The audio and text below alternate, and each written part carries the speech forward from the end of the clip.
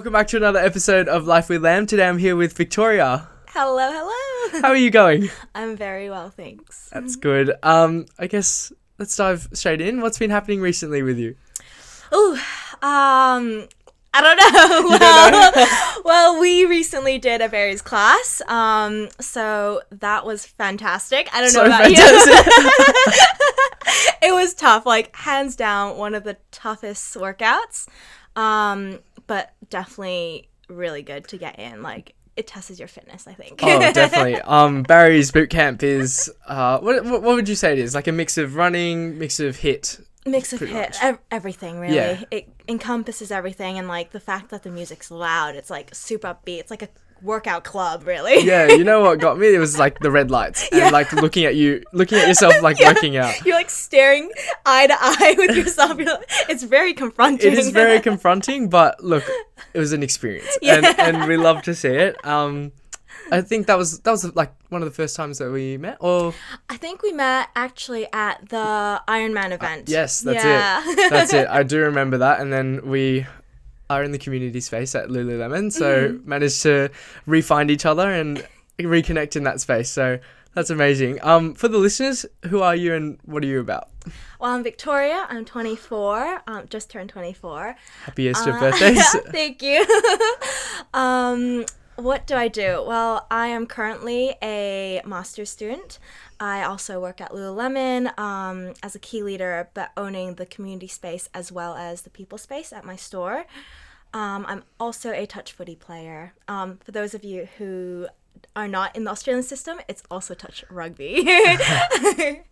Nice. And I guess what are you about? You know, like what's been happening recently in your life in terms of, I guess, study and work and yeah, all those things. Well, recently I have sort of made a shift towards connecting, I guess, uni with work and finding that right balance.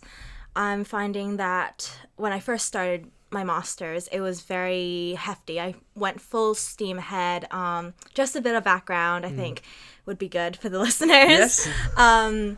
So I did my undergrad at University in the UK, and I did that in sports management. And then I came to Australia to visit my family over Easter holiday, and then I got stuck here because of COVID.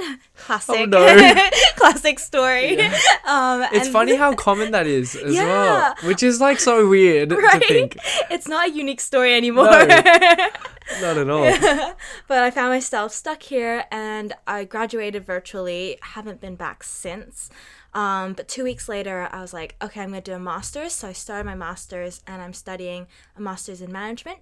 And what that means is basically business management. So going into like leadership, teams, you got the business side, so accounting, finance, all that jazz, the juicy stuff, you know. But I started that full time, and it was great to start off with. Like, Whereabouts? At the University of Melbourne. Yeah, so it's just fantastic uni. Like, it says itself, you know. Like, Yes. It's a good name. yeah. But yeah, so it's just been a lot in terms of like doing the full time and like doing it during lockdown. It was great to like keep your time occupied, but I found myself like repeating a lot of things, and like every week felt like the same as last week. I'd know what I'd have to do on a particular day to make sure that I'm on top of myself, so I'm not falling behind or anything. And I just felt like I wasn't enjoying it. And the whole reason why I wanted to do a master's was so that I can learn the tangible, I guess, theories and be able to apply that in my own life and see that happening in the real world.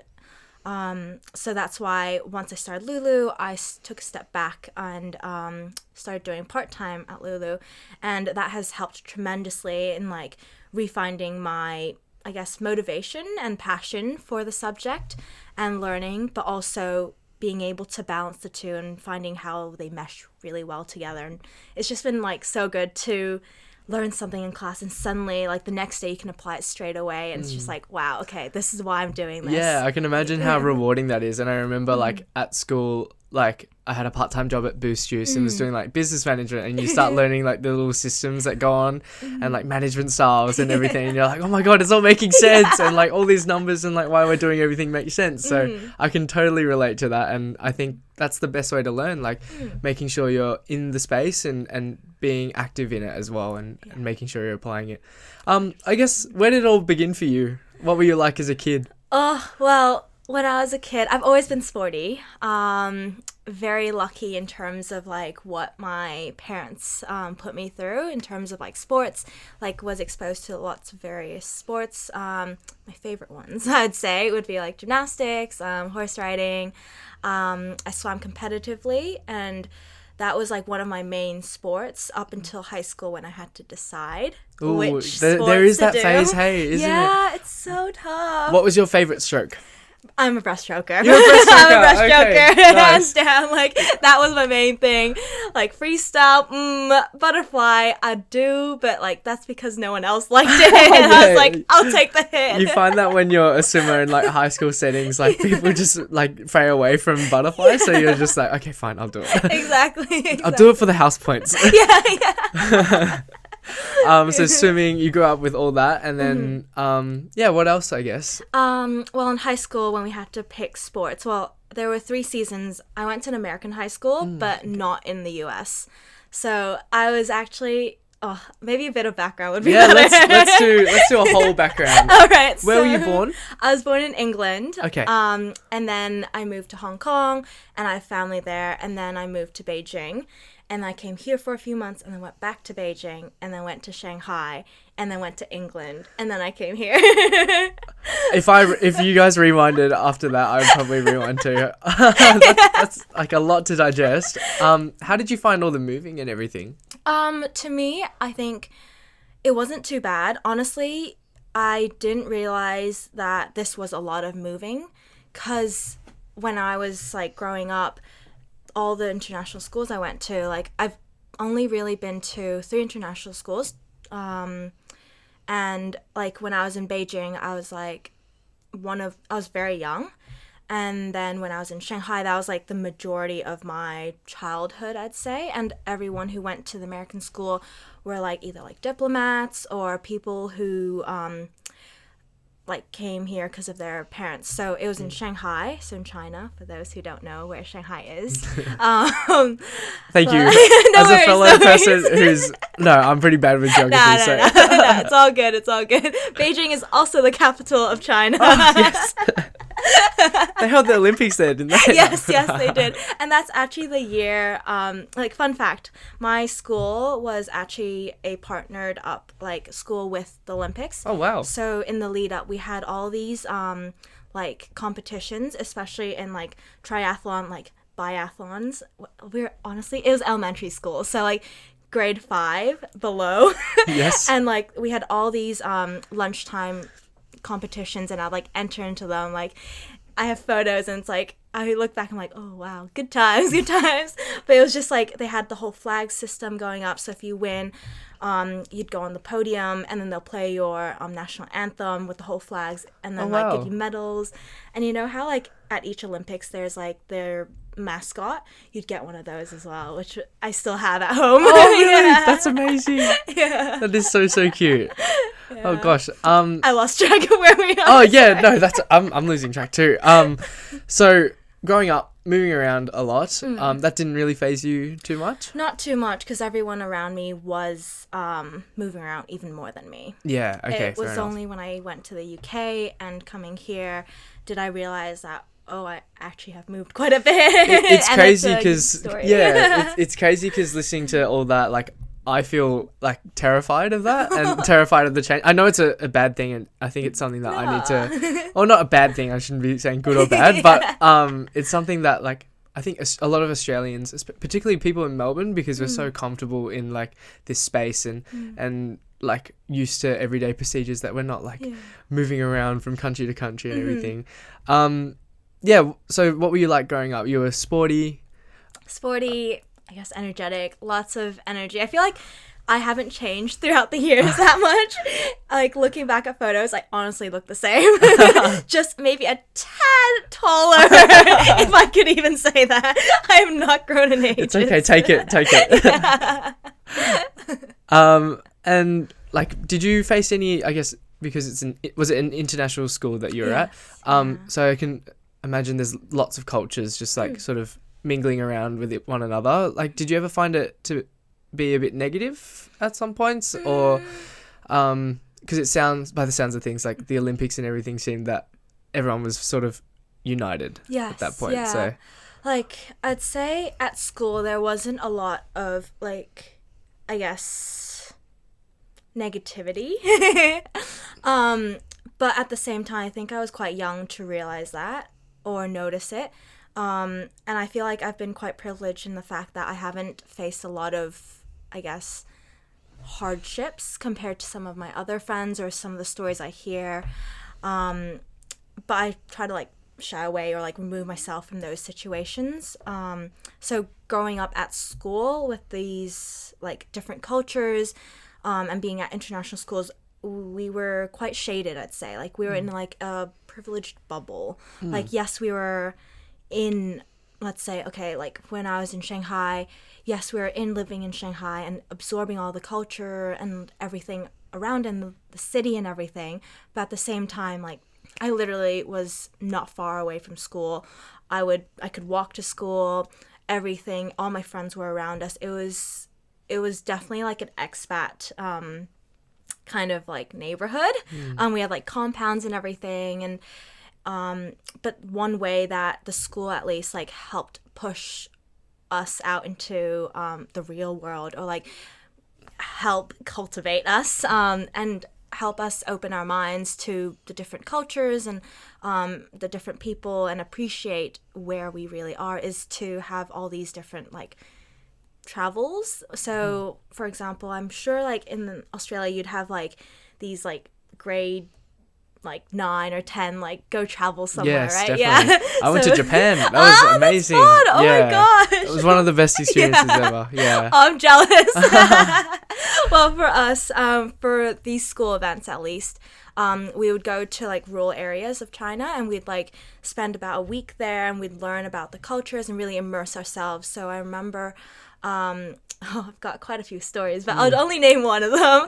I went to one of this place, and we had one day where we had to pack like only one bag. You were given one bag, and we would hike to the place that we were staying overnight, which was in the middle of nowhere, but the hike was absolutely beautiful. Like, we were surrounded by nature, and it was just so nice to, I guess, be around nature and absorb what China has to offer. And like all our stuff, while we were like hiking, all our stuff was being transported by like horses. So they're just like gone, we don't know what's happening. But overnight, like, we lived in like the little huts and everything, and we got to experience what I guess an everyday person would experience. And because this was so rural, it was very much like all we had, the furniture was one light bulb, a wooden like bed. The blankets were a bed sheet that we brought ourselves. Pillows were non-existent really, and the walls were like filled with newspaper. Let's just say it was quite the experience. How old were you at the time? Maybe 15, 16. Yeah. And showering. that was the toughest, I'd say. Yeah. Like, we didn't, like, those of you who have traveled to China, the toilets were not our usual toilets. It's those standing squat ones. And like the shower head was literally on top of the squatter. So you're like showering and the water goes down the squatter and you're like, cool. That's where I pooed. Oh my gosh. I have like actual trauma from those. I think I fell in one when I was like a tiny kid in Hong Kong. Oh no. It was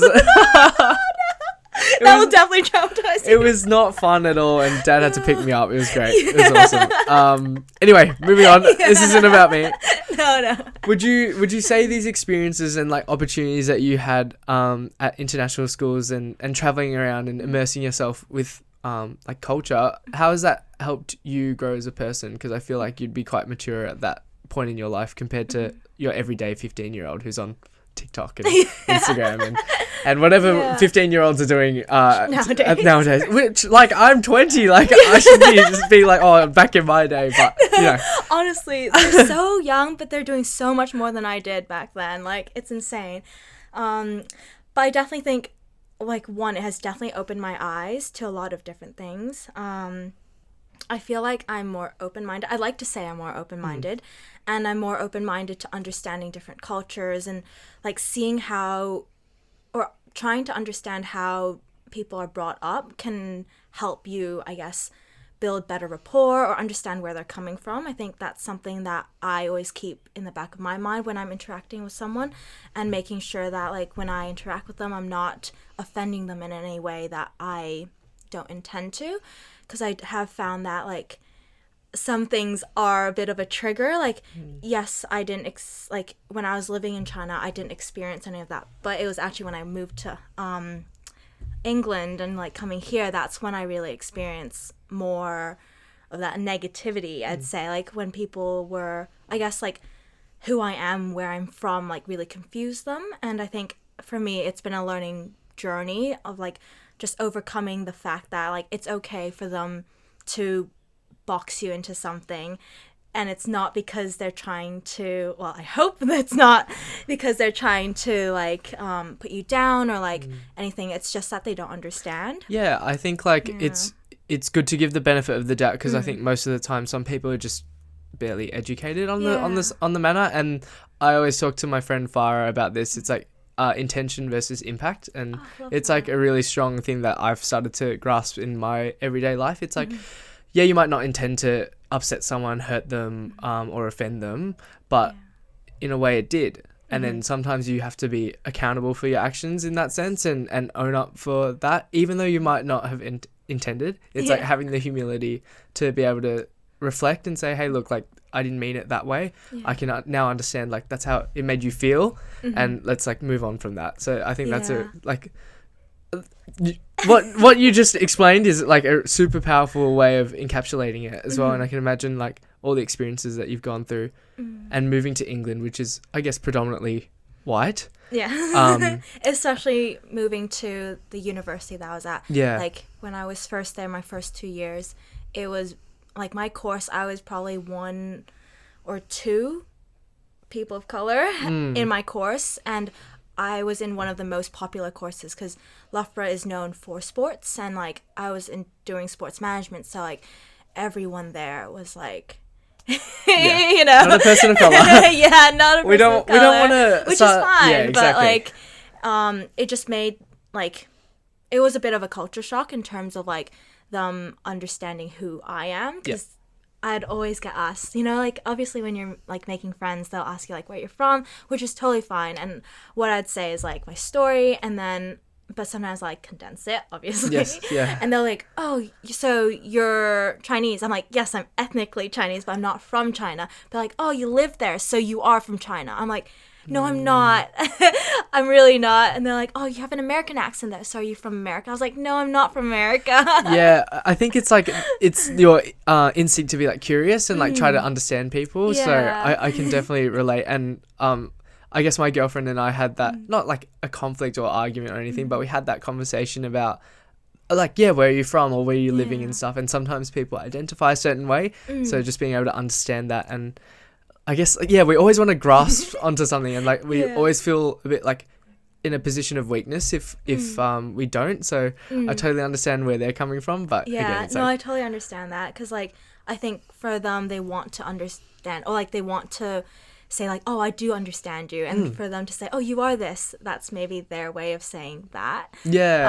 But at the same time, I try to give them the benefit of the doubt, obviously, because I'm trying not to take offense to that. I try to explain it, and then if they accept it, then they'll accept it. If not, then so be it. Exactly. And it's like, as a person of color, it's, I guess, on us to educate as well. And then as a person of not color, I don't know what the term is. It's like you have the position to start to learn and understand. And if you have some humility again and begin to accept these, like the feedback and information, then I think the world will be a better place. 100%. Yeah. So talk to me, I guess, like, how did you feel personally with this environment? You've come into England, and you're one of two people of color. How was your uni experience, I guess? Well, I definitely immersed myself.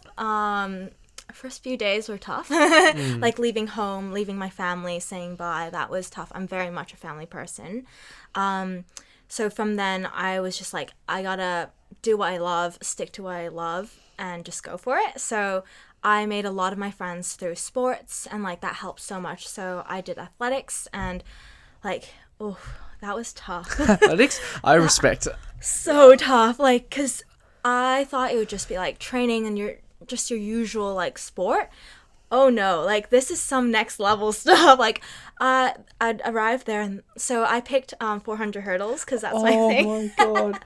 Well, whenever I hear 400s in athletics, I think of my English teacher in year 12, because his goal was to smash like a 400 meter time that he'd set way back when. But you hear the stuff that he talks about, and there's so much like I guess strategy towards a 400, and then you add hurdles into it, and tell us about that. Oh, like 400 hurdles, I could say, is one of the hardest ones out there. Like, it is absolutely brutal. Like, you need to be fast, but you have to go over the hurdles quickly as well, and like you have to have endurance. Like, the lactic you feel at the end is uncomparable. I don't think I've had that bad of that. Not fatigue. even Barry's? Oh no, It doesn't compare. Like, Oh, no, it doesn't compare. Like, that is so scary. Oh my gosh, coming around that last curve, I can just see myself like going over that, and like you can just feel the flush, and it's like a battle like of you and your muscle, and going over and through those hurdles. Like, it's like anything to get to that finish line. Yeah, definitely. Yeah. And I guess like to contrast as well, like, and not to shame marathons or anything, but marathons, like, you can keep refueling over and over. 400, it's like over it like that. Yeah. Over like that. It's just, oh my gosh. Yeah. Both aspects, like, I just can't fathom, honestly. Well, that was hard in itself, but like I think what was actually harder was training with the people that I was training with. Like, I felt so lucky to be around them, but they were so quick, because everyone there who I was training with was either like, they'd ask me, oh, so which club do you run for? I'm like, club? What do you mean club? And they'd be like, oh yeah, like I'm up here, like we all know each other from all the competitions, like which club do you represent? Oh, wow. I'm like, well, I just moved to here, like, Loughborough? Like, is this not a club? Is this the club? Yeah, exactly. But yeah, I've like raced with someone who won a world championship in 400 hurdles. I'm like, yep, she's quick, but I feel so privileged to like race against them, but also to train with them, because that pushes me. And I was definitely at my like peak fitness with doing athletics, and like I'd leave my touch train, because so I started my touch in my first year of uni when I shifted away from playing rugby union all of high school. Because I was like, so I got a concussion in high school, still continued to play because I was captain of the team. I was like, I'm not gonna, let my team down, Yeah, it's gonna be a nice finish to that chapter.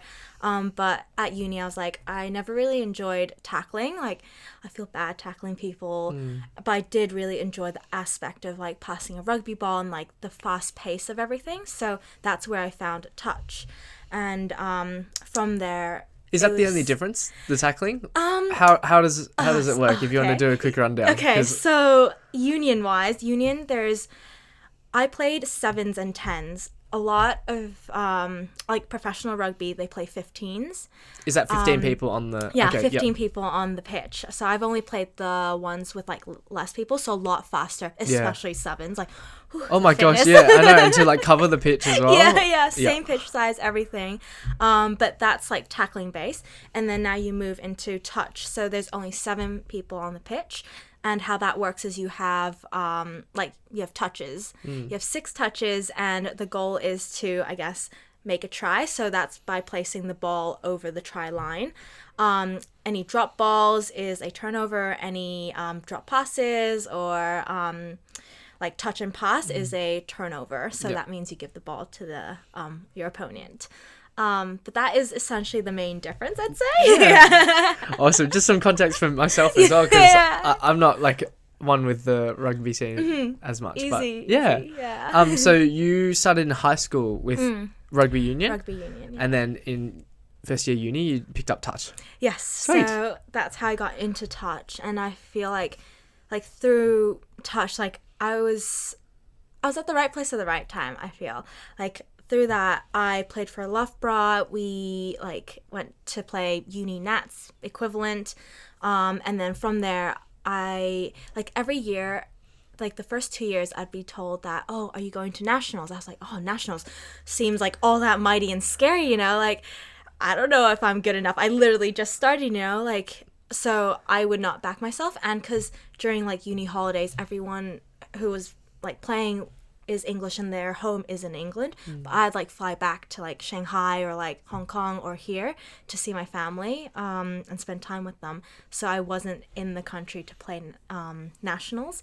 But then one year when I had my internship year, I went back early and I met someone who was like lovely, and I was like trying to go look for a touch club in the area, and she was like, oh, like come down, play with us. And then she saw me play and she was like, oh, like our nationals coach will come down. Like, do you want to play for us for nationals? I was like, yes, of course, if you'll have me. Like, of course. Like, say less.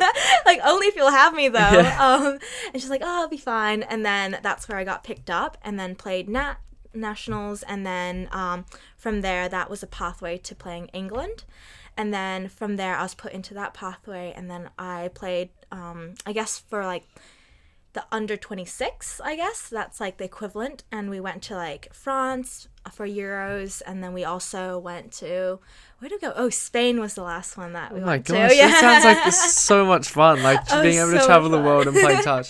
Yeah. I guess I want to touch back on the beginning of it, like the introduction of nationals. Did you have a feeling of that imposter syndrome, like that you couldn't do it and you weren't good enough? And I guess what was the turning point for you to accept and have the confidence to play nationals, I guess?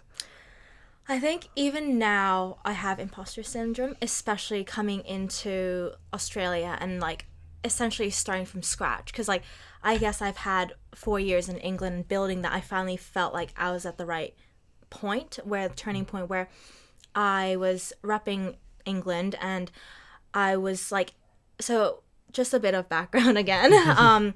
For World Cup was around the corner when I was just entering the pathway, and I was selected as a non-traveling reserve, which was a huge like win for me because I didn't even know that was a thing like up until that point. So I was like, wow, this is amazing. I could actually do this. And I guess that was when I was like, okay, I can do this, but next time I want to make that team. I was like, it's fine that I didn't make it this time, but I want to make it now. And now that I've like played here and like, I guess I've seen how the other players are and I want to develop more, and I know myself as a player and how I am on the pitch. I try to continuously push myself to become a better player. Finding those gaps is where I guess I lose confidence. But at the same time, that's where growth happens. So, like, fighting the imposter syndrome is a constant battle. You just gotta overcome it. I guess my mindset is just do it. Like, sorry, Nike. Yeah, copyright that. But yeah, like, just go for it and just keep working at it. You know, like, it's always gonna be in the back of your mind. But if you don't back yourself, who else will? You know. And that's the only way for you to keep going. I love that. And how do you feel having a competitive aspect in your life, like something to work towards? How do you feel that has, I guess, shaped the way that you go about your everyday life? Because there's always the discussion of having something to strive for and like goal setting. I'm sure you would know that in management as well. How important do you place those sorts of aspects in your life? Like, I think it has huge like connections and like overlappings. Like, sports has played such a huge part in my life, like, as you can see through everything I do. It's related to sports. But I think the most important is that it's built my resilience and my ability to be agile. I think, like, playing sports, there's so many things that happen. There's so many ups and downs, and I've had my fair share of injuries. Like, I actually won an award for being the most injured player, or always being injured. So I don't know. Is that an award you won? Yeah, no, definitely not. It's a very sad award to receive. Yeah.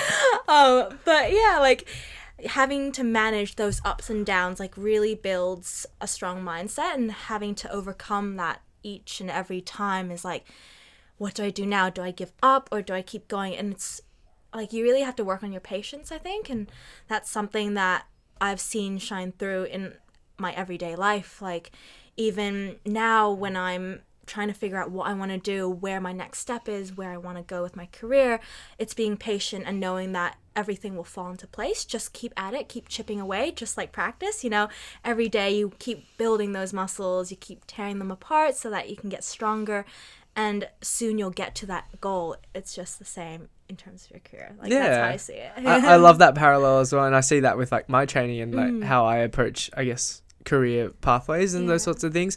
In terms of like building resilience and everything, have you always felt that you're a confident person with that sort of thing, or where did it all begin?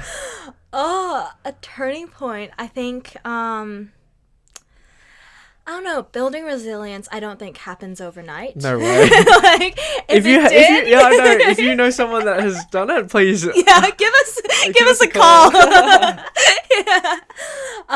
I think resilience happens as many times as you fall. Like there's that quote that says like what is it, like you only learn through failure, and I think that's very much true.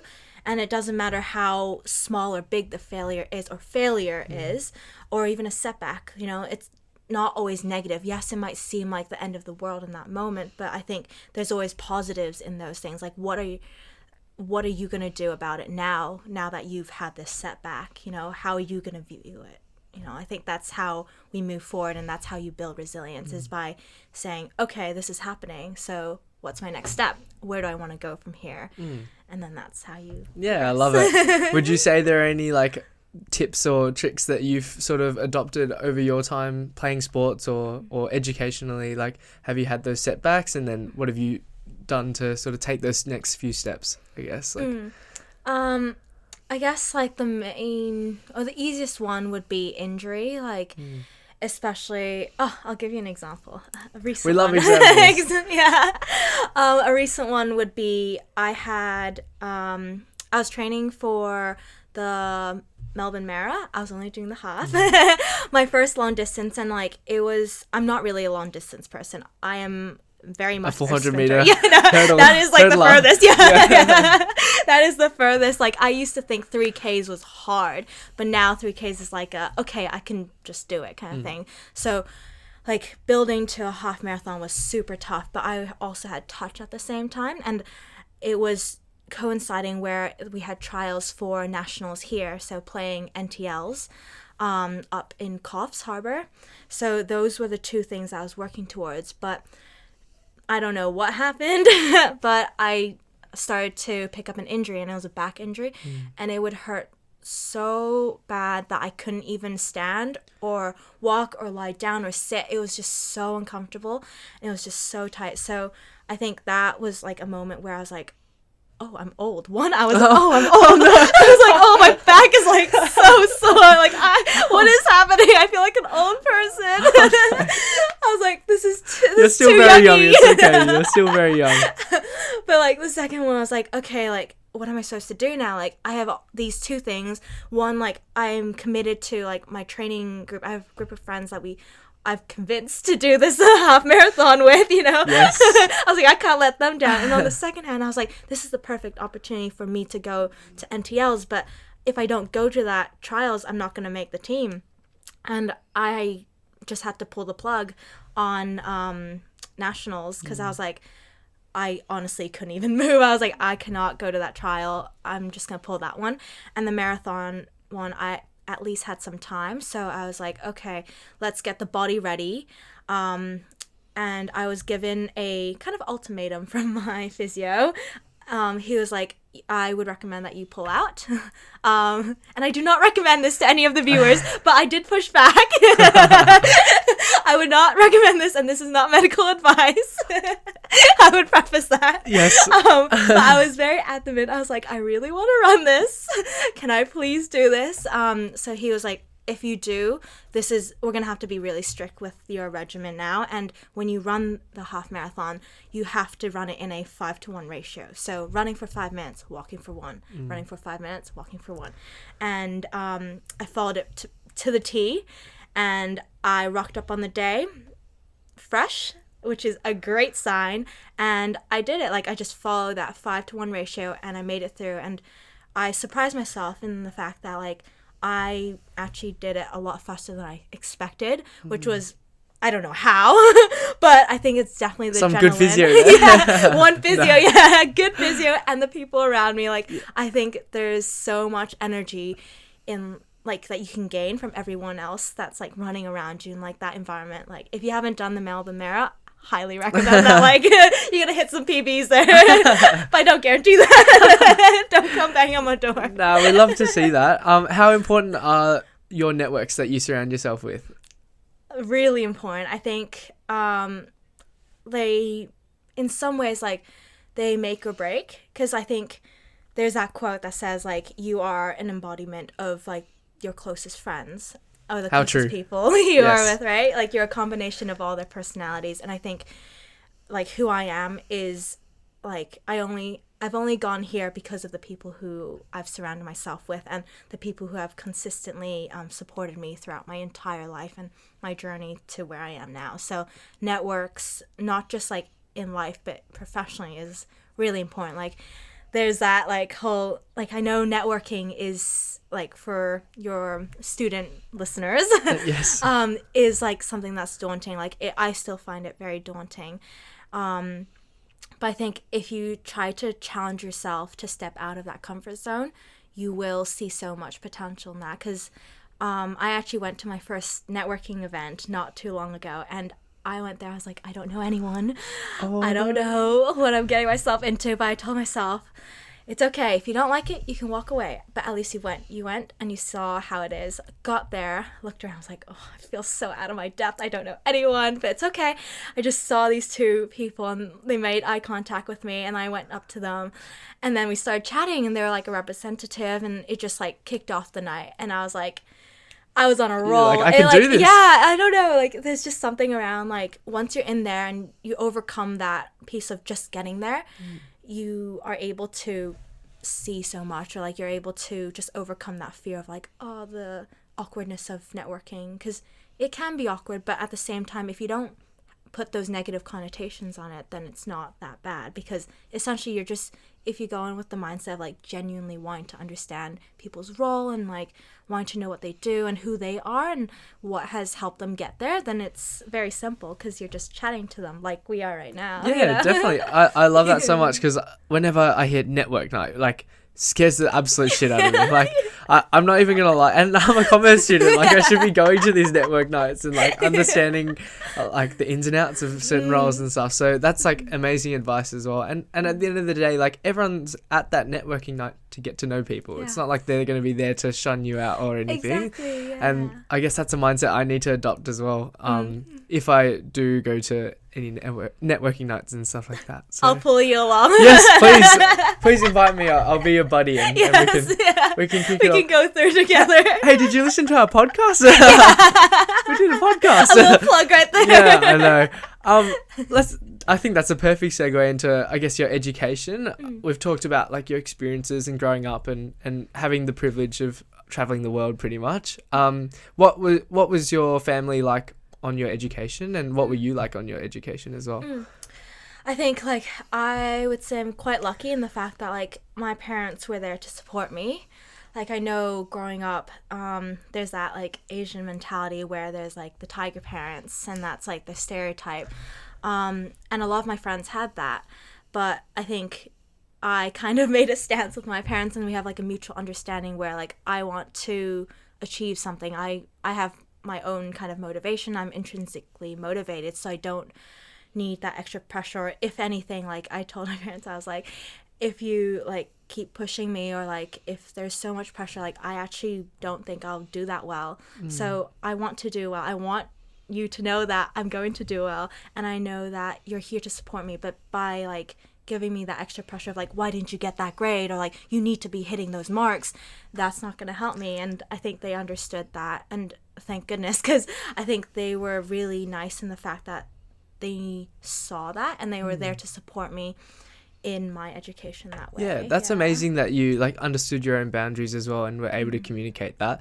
Do you have any advice or tips to people who are maybe in that similar position and maybe struggling with I guess parents that are over expecting or maybe not communicating in the same way that they'd like them to?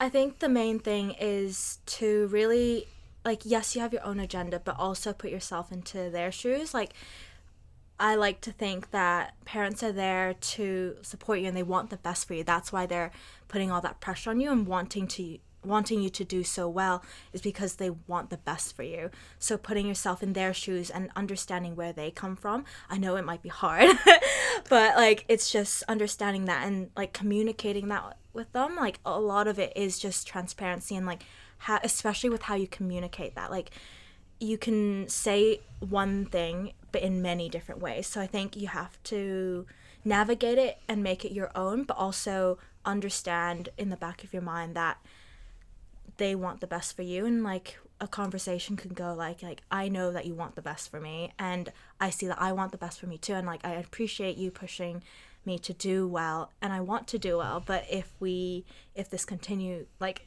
if you keep pushing me, I might not do well, or like, it's adding more pressure and that's not helping me progress.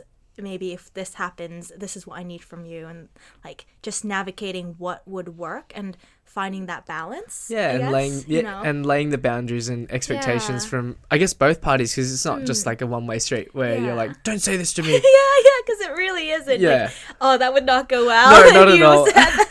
I can just imagine my parents if I said that. No, same.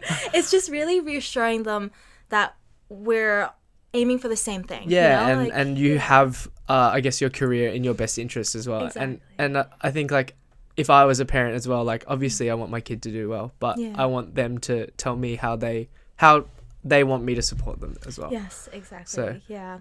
But that like, one's for the parents out there. That said, I do have to give credit to my parents. Like, they have pushed me in certain ways where I didn't want to do certain things, and I still did it, and that has worked out really well. So, like, sometimes they do know what's best. Yeah, exactly. and yeah, I guess, like, they're a lot older, and like, So I guess much age shouldn't be. wiser. Yeah, they've been through a lot, and they have the life experience. So it's like, have that open mind. Yeah. But and no, respect that. yeah, exactly, and respect them. They're your parents. But know what's best for you, how you want to be treated, of course. And then obviously take their piece of advice as well. Yeah. Yeah. So you went to primary school in China.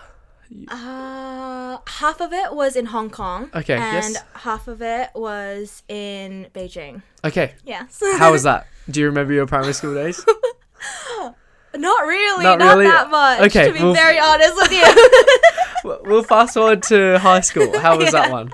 It was good. I think I was like living the dream of like being a student athlete. I think, like, you know, when you're in high school and you like, get to leave class early to go to like training or like go competition, you're like, see ya. Like, that was so much fun. But like, with that came a lot of like time management, I guess, issues or like boundaries, and knowing that you have to work for your grades as well. Like, because high school is so important. Like, that sets you up for, well, at least in my opinion, I think it sets you up for where you want to go in the future.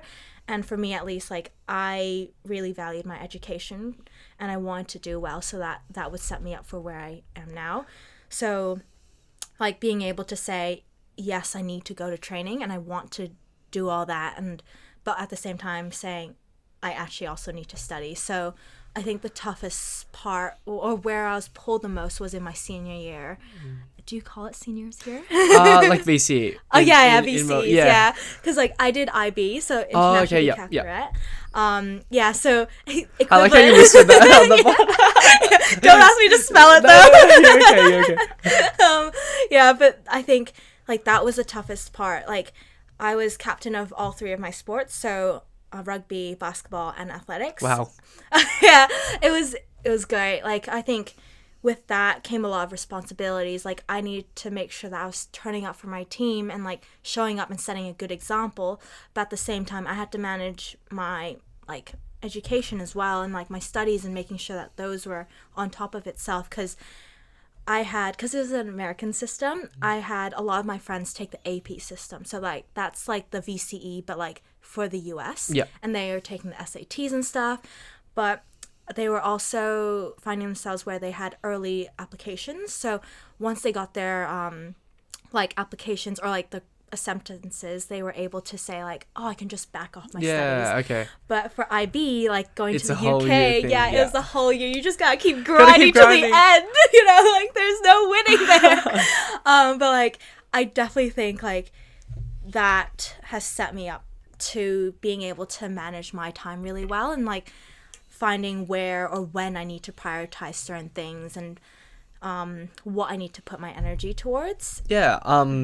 Yeah, I can imagine time management would have come very early on in your life, especially with like all these extracurricular activities, because I know so many people who like give up part-time jobs or their sports that they love to do, or like hobbies on the side. Like I gave up piano, but it's like I didn't have to if I really wanted to, you know?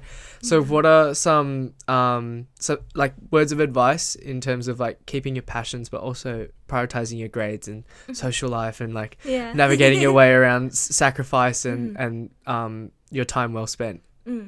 I think it comes down to knowing what will keep you happy, but also keep you sane and keeping you true to yourself. Because I knew that like if I just dropped off all my sports and I didn't do any of that and I just studied, I would not be who I am. Like I would not be sane. Like I needed the sports in order to help me be motivated, and in some ways, like because I was so busy, that actually helped me become more productive. You know, there's that theory that's out there about like how if you keep filling up your day, like the busier you are, you'll like get more done, because you won't be just stretching it out because you have time. Yeah, there's obviously like a burnout period for that as well, but just that's like an entirely different conversation. I think like so it was definitely around like finding what you like best, and being also like not lazy and saying like, oh, I don't that's okay, like I don't need to do that because that's not important, but challenging yourself and saying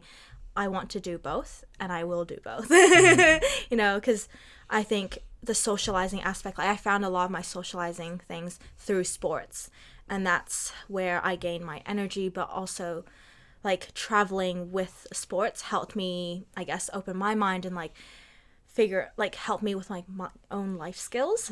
And then the education side is like the foundation where you just gotta grind it out. Yeah, you know? that's like a non-negotiable sometimes. Yeah, exactly. Definitely. Yeah, wow.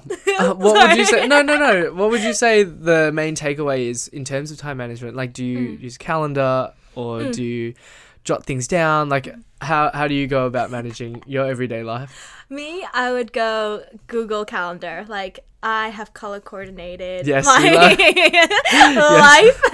That helps a lot, and like reminders help. But yeah, it's like also I think as you grow older as well, like at least for me, I found that I'm having to manage a lot of like different stakeholders, and also managing my own boundaries and setting those boundaries. Like setting boundaries, I think, is a life skill that isn't necessarily taught at school, at least for myself. No way. But now you just like there's so many different things happening around the world, and like you know yourself best, so you need to be able to set those boundaries and say like, this is what I need in order to perform the way that you're expecting me to, and just being transparent about it. I love that, and that's like a lesson that I have learned and still trying to learn as well. It's just like not being a yes man, I guess. Yes, yeah. And just saying yes to every single opportunity. Like, yes, it's great to be opportunistic, but it's like, am I going to burn out and face like a lot of tired hours or encounters with people because I said yes to all these events? Or am I going to like bail on these people and flake and then be called a flake? Yeah, exactly. And let them down as well. Did you ever go through burnout? Yes. Yeah. I think for me, like the biggest one was probably when I was doing my internship. That was like a full-time job as a consultant, and it was a lot. Like, one, it was a new job new environment. I've never worked with or worked in an environment where there's like so many different like ages, I guess, and like it's the real world, and that was like my first real encounter with that. So it was a huge learning curve, but like I felt so lucky that I was surrounded by people who was invested in my development and like really helped guide me through. But like it would be like full days of work, and I'd touch, and I'd travel to see my friends on weekends, and I'd travel to go to touch like competitions and also touch trainings, and then I'd also like fly back home, and it was just a lot of moving pieces. So burnout definitely happened. I think for me, I used holidays, like my holidays as like a recouping period where I'd just be like hibernate. Yeah, I was like hibernate. I was like, I just need a rest, and I'm more of an introvert, so like I was definitely like, I cannot talk to anyone now. I have exhausted all my energy socializing. And I guess like that period would be like, oh my gosh, I can't even like begin to imagine how stressful or like busy that period was. But what was the bounce back like? Like, were there specific steps that you took or people that you saw and spoke to? Or, yeah, I guess what was your way of rebounding from that? I think rebounding from burnout is a lot around. First, for me, like the steps I took would be like first, just being by myself and like regaining my energy. And re-energizing, recharging. Yes.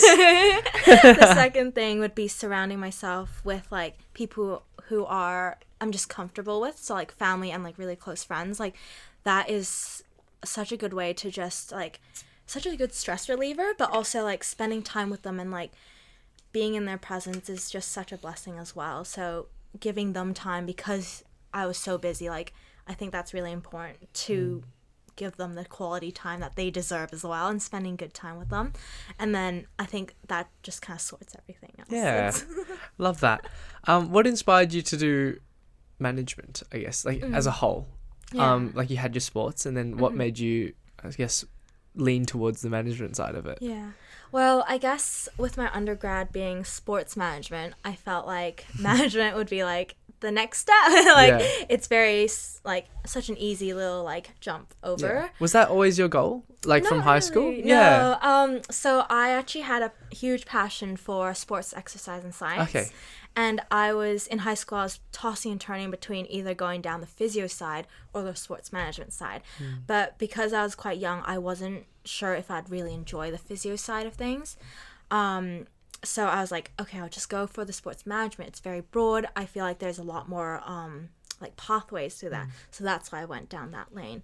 And now that I'm here, I feel like management is a great like course to take if you want to understand the complexities, or like you enjoy understanding how things work in the world and like how it works in organizations. But also there's so many life skills that you can take from it. Like you can apply so many different theories, but not just like educational based, like theory, but like lots of little life lessons that you can just grab and use. So like how to lead teams, how are you gonna interact with people, and like how are you leading yourself as well, because I think like leadership comes first within yourself, and then it comes to leading others. So learning about that is like a huge thing first. So yeah. I love that. And I guess moving to Melbourne and being stuck, I wanted to touch on this, but now you said that you were with family, because I thought you were alone. Oh, I was in England alone. Oh, okay, fair enough. Because I thought you were alone in Melbourne, but anyway, you got here, start of lockdown, and then got like I guess like I don't know, trapped. Literally trapped. Yeah, literally trapped. I don't know what other word to use. Straight into like ISO. Yeah. So you were doing your masters at this point? No, I was still doing my undergrad. Oh, okay. So it was like the Easter holiday, and then we still had like the last little bit. So a few assignments I was working on, and then we had like the final exam, which was all done virtually. So luckily there's a huge time difference, but we didn't have any like exams, like timed exams. So that was a big plus for me. No, lucky, hey. Yeah. But I think the toughest part about that was actually like because I left in such a hurry. I've never flown that quickly. Like, my mom was like, something's, like, we should get you back. Like, come over now sooner than expected. I was like, oh, no, it's fine. Like, I need to stay. Because one of my, like, practicals was graded on participation. So, like, attendance. Yeah. And I was like, I can't leave. I'm not losing silly points like this. She's like, no, you gotta come back now. In hindsight, what are you grateful for your mum? Yes, definitely. Okay. Yeah, because like it was actually the perfect timing. Like, I was actually at the gym with a friend, and he was like, I heard that there's gonna be an email sent out that they're gonna start to move things online. Yeah. And I was like, okay, perfect. I called my mom that night, and she was like, I'm booking a flight. And I think it was like a Thursday, so I left Loughborough and went to London to stay with a friend the next morning, and I flew the next day. Oh like my and gosh. that morning I was like, it was insane. Like, And all your stuff, like, all my stuff, one suitcase I left. oh my gosh. Like, all my stuff was in the UK. It was the most hectic time. Like, I cannot tell you how much stress it was, like, would've been so- leaving my room, and like, yeah, That would have been the crazy. aftermath was worse. Like, trying to get everything back here Yeah. was worse, I'd say. I can imagine. What was your head? I hate to bring lockdown back up. I just wanted to ask, like, what your headspace was. I guess you had all these opportunities, and you were like playing touch and doing everything at uni, and then you come back and you're just like nothing Yeah. except for uni. How was that for you? I think, like, obviously the first point I would have been shocked. Like, I was like, wow, like, that's it. Like, it's, even to now, like, I'm a bit disappointed in the fact that I didn't get to say bye to a lot of friends. Like, it was so abrupt. I think that's the thing I missed the most, not having to, I guess, Having that end proper the year. goodbye, Yeah, yeah. the proper goodbye. Like, it was so quick. And from then on, I think I bounced back quite quickly, because from that, like, yes, I can't dwell on it, because what am I going to do? Like, it's happened. Like, I can't change anything. So in some ways, lockdown or, like, COVID actually helped me pick the pathway after uni in some sense, because I feel like I had a few options, and I was like, which one do I do? Which one do I do? Ooh, And then so many lockdown- options, yeah. And then lockdown's like, all right, I know which one now. So I was Yeah. like, okay, let's do this. Let's just do the masters. It was on the list, and let's just go for it. And, Yeah, amazing. And future goals and plans, where do you see your masters taking you? And I guess tell us a bit about what you've got planned for yourself. Masters wise, I think it's a huge compliment to what I'm currently doing, and I think from then I either want to go down, I always say, like, two different paths. One is like that sports industry side, and then the other path is the consulting side. So those are the two paths that I am chipping away at, and we'll see which one comes into fruition. Yes.